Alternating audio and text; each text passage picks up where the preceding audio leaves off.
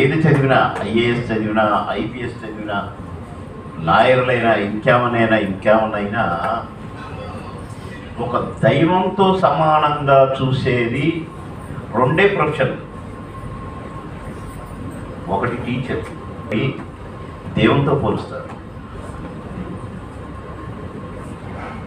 అలాగే డాక్టర్ దేవునితో పోలుస్తారు. మనిషిగా ఉండి సేవ చేస్తూ దేవుడు అనిపించుకోవడం అనేది పూర్వజన్మ సుకృతం అండి. నేనెంతో అనుకున్నాను, class first, school first, parent స్టూడెంట్ని.